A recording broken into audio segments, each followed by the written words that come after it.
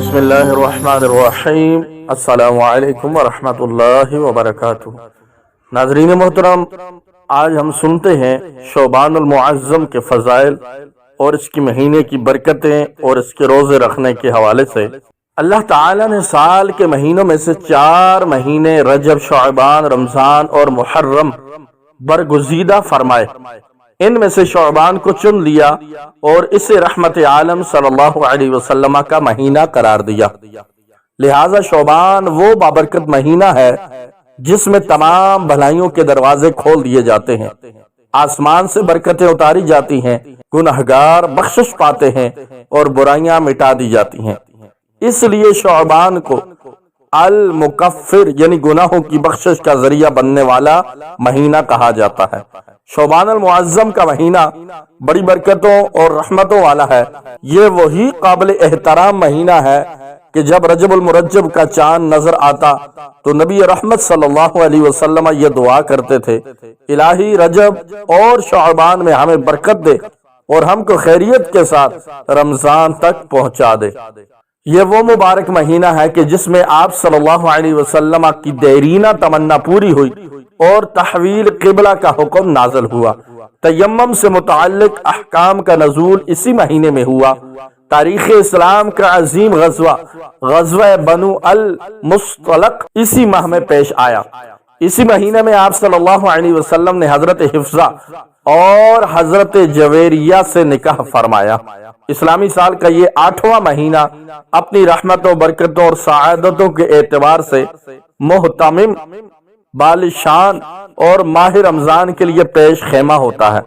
اس مہینے میں رمضان المبارک کے استقبال، اس کے سایہ فگن ہونے سے قبل ہی اس کی مکمل تیاری اور مختلف ضروری امور سے یکسوئی کا بھرپور موقع ملتا ہے۔ اس مہینے کی عظمت اور اہمیت اتنی ہے کہ خود نبی رحمت صلی اللہ علیہ وسلم نے اس مہینہ میں رمضان کی تیاری کی ترغیب دی ہے۔ حضرت سلیمان فارسی رضی اللہ تعالی عنہ فرماتے ہیں، یہ مہینہ وہ مہینہ جس میں رسول اکرم صلی اللہ علیہ وسلم کثرت سے روزے رکھتے تھے۔ صحابہ کرام علیہم رضوان اجمعین کو گمان ہوتا کہ آپ کبھی ترک نہیں کریں گے۔ ام المومنین حضرت عائشہ صدیقہ فرماتی ہیں، حضور اکرم صلی اللہ علیہ وسلم کو یہ بات پسند تھی کہ شعبان کے روزے رکھتے رکھتے رمضان سے ملا دیں۔ حضرت ام سلمہ رضی اللہ تعالی عنہ فرماتی ہیں، میں نے حضور اکرم صلی اللہ علیہ وسلم کو شعبان اور رمضان کے سوا متواتر 2 مہینے روزے رکھتے ہوئے کبھی نہیں دیکھا۔ شعبان اسلامی سال کا 8واں مبارک مہینہ ہے۔ اس کی بہت فضیلت اور برکت ہے۔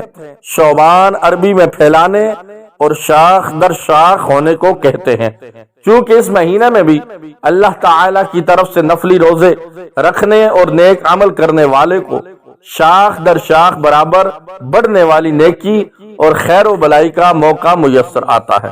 اس لیے اس مہینہ کو بھی شعبان کہا جاتا ہے۔ بعض علماء فرماتے ہیں، ماہ رجب کے احترام میں عرب لوگ لڑائی جھگڑوں وغیرہ سے بچ کر گھروں میں رہتے تھے اور شعبان کے مہینے میں شاخوں کی طرح منتشر اور متفرق ہو جاتے تھے، اس لیے اس مہینہ کو شعبان کہا جاتا ہے۔ اس ماہ میں رسول اکرم صلی اللہ علیہ وسلم بڑی کثرت سے نفلی روزے رکھتے تھے اور اس کے چاند اور تاریخوں کی یاد رکھنے کا بہت زیادہ اہتمام فرماتے تھے۔ سیدہ عائشہ صدیقہ فرماتی ہیں، نبی پاک صلی اللہ علیہ وسلم کو تمام مہینوں میں سے شعبان کے روزے رکھنا زیادہ محبوب تھا، اس لیے آپ صلی اللہ علیہ وسلم اس ماہ میں کثرت سے روزے رکھتے۔ شعبان کے علاوہ اور کسی ماہ میں حضور اکرم صلی اللہ علیہ وسلم کو اتنے روزے رکھتے نہیں دیکھا۔ شعبان کو اس لیے شعبان کہا گیا کہ اس سے خیر کثیر نکلتی ہے۔ شعبان دراصل شعب سے مشتق ہے۔ اس کا معنی پہاڑ کو جانے والا دشوار گزار راستہ ہے یا گھاٹی بھی ہے۔ اس ماہ کا نام شعبان رکھنے کی ایک وجہ یہ بھی ہو سکتی ہے کہ ہم خیر و برکت کے زیادہ سے زیادہ اعمال سے اللہ کا قرب حاصل کر سکیں۔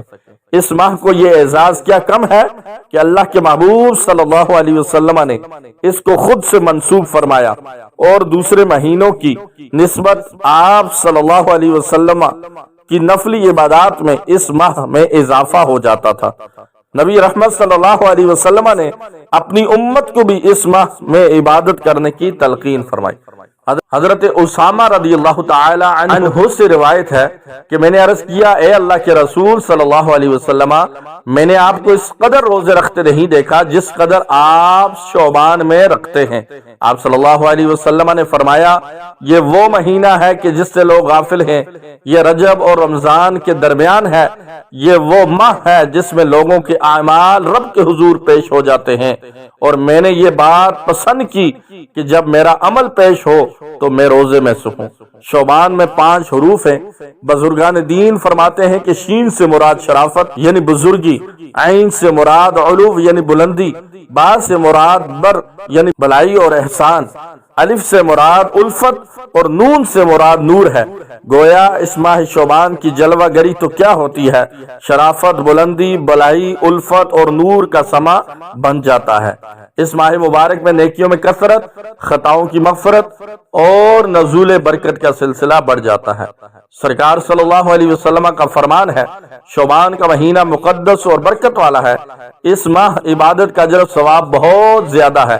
حضرت سیدنا انس فرماتے ہیں، ماہ شعبان کا چاند نظر آتے ہی صحابہ کرام تلاوت کلام میں مشغول ہو جاتے اور اپنے اموال کی زکوٰۃ نکالتے، حکام قیدیوں کو طلب کرتے، جس پر حد قائم کرنا ہوتی قائم کرتے، باقی مجرموں کو رہا کر دیتے، تاجر اپنے قرضے ادا کر دیتے، دوسرے سے اپنا قرض وصول بھی کرتے۔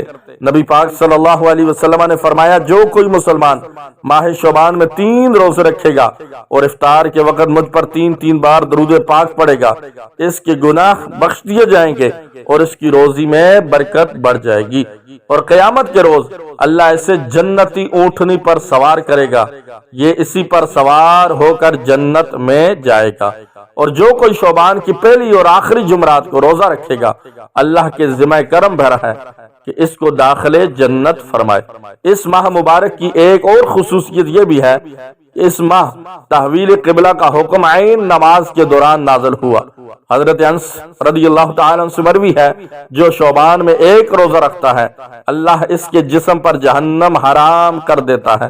حدیث میں آتا ہے، شعبان میرا مہینہ ہے، اس میں جو اللہ تعالیٰ کی رضا کے لیے 10 روزے رکھے گا، اس کے لیے میری یعنی حضور اکرم صلی اللہ علیہ وسلم کی شفاعت حلال ہوگی۔